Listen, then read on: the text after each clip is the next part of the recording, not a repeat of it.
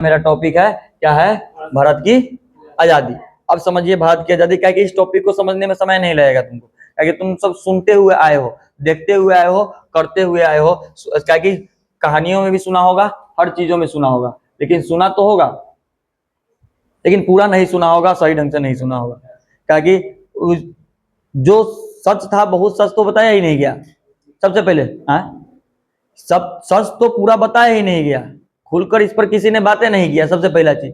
तो हमारा जो पहला टॉपिक है क्या है, भारत की आजादी। पहले हम आजाद हुए, पहले तो आजाद हो जाओ कि पहले किस प्रकार से आजादी हुआ।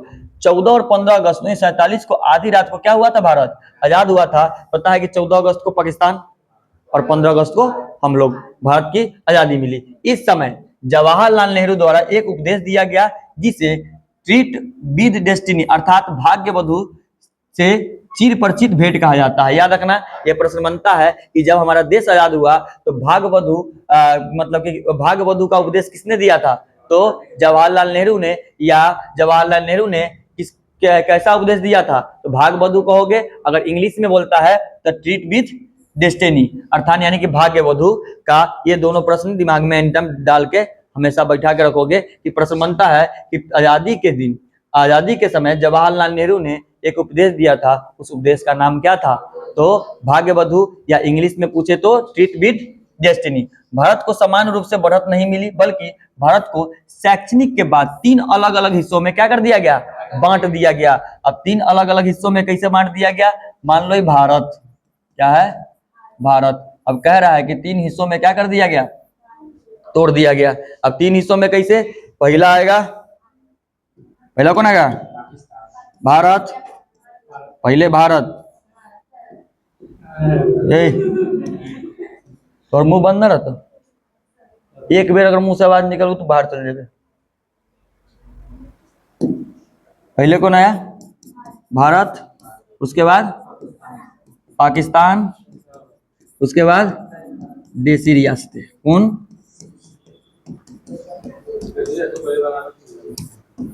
पहले बार किताबों में देख लो अभी तो देसी रियासत को सब पहले बार है। जिसने देसी रियासतें नहीं, 3 हिस्सों में सबको पता है कि 2 हिस्सों में टूटा, 3 हिस्सों में तो किसी को पता ही नहीं था। सीधा बात है, पढ़ोगे किताब बात तब पता चलेगा कि 3 हिस्सों में टूटा या नहीं टूटा। हम पढ़ा रहे हैं ना, आज से समझना 3 हिस्सों में टूटा। मुख्य रूप से 2 राष्ट्र, मुख्य रूप से क्या रास्ता, 2 राष्ट्र, इसी को 2 राष्ट्र कहते हैं। क्या कहते हैं, 2 राष्ट्र कहते हैं। लेकिन यहाँ पर हलचल हुई थी ना, इसने हलचल किया था ना थोड़ा बहुत, इसमें इसी में पत्र विलय आया था, इसी को सरदार वल्लभ भाई पटेल जी द्वारा इसी में पत्र विलय का किया गया था उपयोग। क्योंकि जो भी आदमी अगर भारत का हिस्सा बनेगा वो पत्र विलय पर साइन करेगा। इसमें बहुत सारे लोग भारत का हिस्सा बने। इसका एक मेन, इसका एक पावर दिया गया था देसी रियासतों को अंग्रेजों द्वारा, कि आप चाहे तो अपना अलग एक राष्ट्र बना सकते हैं, लेकिन मिलाना था देसी रियासतों को किसमें, भारत वाले हिस्से में। किसमें मिलाना था, भारत वाले हिस्से में, रजवाड़े वाली थी, इसीलिए किसमें मिलाना था, रजवाड़े वाले में। इसीलिए क्या करना था, देसी रियासत में बहुत सारे लोग मिले, बहुत सारे लोग नहीं भी मिले, लेकिन बाद में सभी को क्या करना पड़ा, मिलना पड़ा। किसमें, इसमें। तो 3 राष्ट्रों में टूटा कौन कौन, एक भारत, पाकिस्तान और देसी रियासतें। 3 हिस्सों में जब टूटा, जब ये टूटा 3 अलग अलग हिस्सों में बट गए।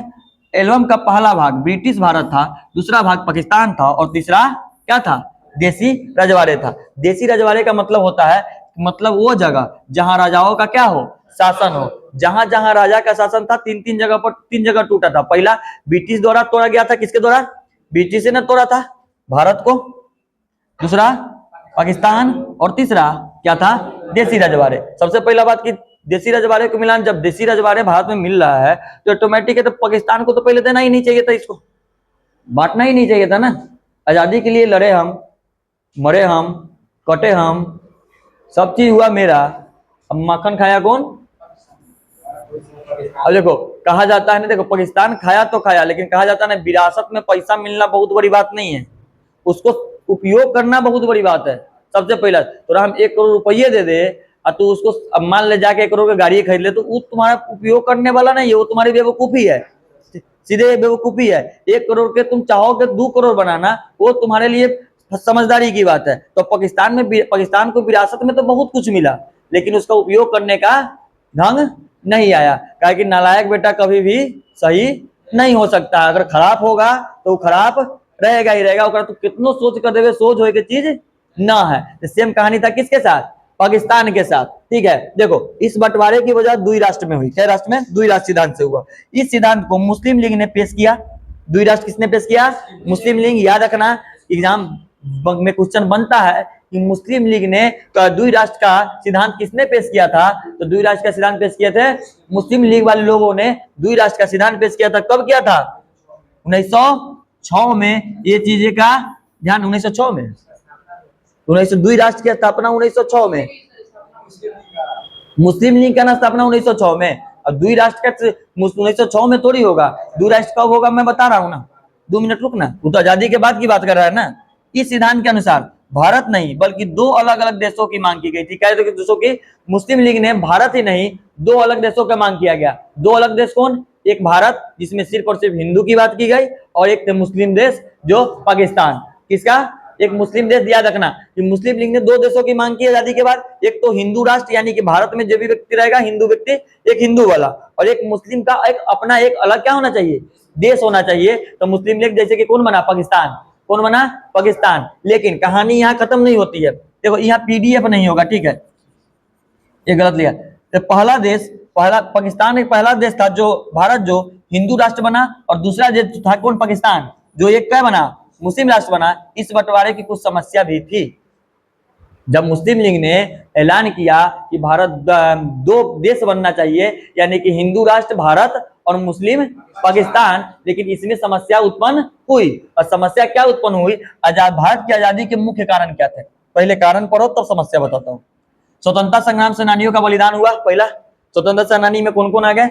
भगत सिंह, सुभाष चंद्र बोस, महात्मा गांधी और अन्य सेनानी के संघर्षों और बलिदानों ने क्या की? आजादी की राह बनाई। क्या बनाई? आजादी की राह बनाई। सबसे पहला स्वतंत्रता हम किस प्रकार से हुए? स्वतंत्रता होने में हम लोगों ने बहुत सारे नुकसान किया या नहीं किया? बहुत नुकसान किया। बहुत सारी चीजें गई, बहुत सारे हाथ से छूटा, और बहुत चीज खोए और बहुत चीज पाए भी। ऐसा नहीं है कि नहीं पाए, पाए भी, लेकिन थोड़ा बहुत बहुत जो जगह पर जहां नहीं खोना चाहिए था वहां पर वो चीजें हमने खोई है। जैसे भगत सिंह जी का, वहां पर हमको उनको नहीं खोना चाहिए था तो वहां पर हमने खोया।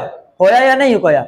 जो आज तक ये चीजें क्या होती है, अंदर तकलीफ देती है कि नहीं देती है? क्या कि अब देखो अगर वहां पर बचाया नहीं गया, इस कारण से यहाँ पर अहिंसा और सत्याग्रह, महात्मा गांधी के अहिंसा और सत्याग्रह के सिद्धांत ने ब्रिटिश सरकार को झुकने पर क्या कर दिया?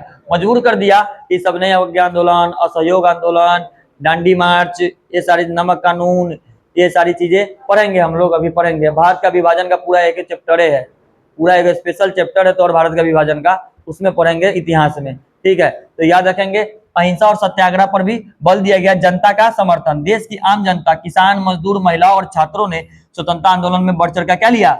हिस्सा लिया। अगर तुमसे पूछेगा प्रश्न कि भारत की आजादी का मुख्य कारण क्या है, तो सारा आपको लिखना पड़ेगा। ये भी चीजें ध्यान रखना, ठीक है। टॉपिक बाय टॉपिक बना के लिखना पड़ेगा, इसे नहीं छापना पड़ेगा कि आंसर है सीधे लिख देना है। इसे ये पूरा जो ये लिखल है इसके हिसाब से बना के लिखना पड़ेगा, ये भी ध्यान रखना। उसके बाद क्या है? द्वितीय विश्व युद्ध का प्रभाव। द्वितीय विश्व युद्ध के बाद ब्रिटेन की आर्थिक स्थिति क्या हो गई थी? कमजोर हो गई थी, और हो गई थी जिस वह भारत पर शासन करना जारी नहीं रख सका। कहने ऐसे द्वितीय विश्व युद्ध कब से कब हुआ था? 1939 से 1945 में। द्वितीय विश्व युद्ध में सबसे पहला बात कि ब्रिटेन की स्थिति ये भी था, इसमें था ना।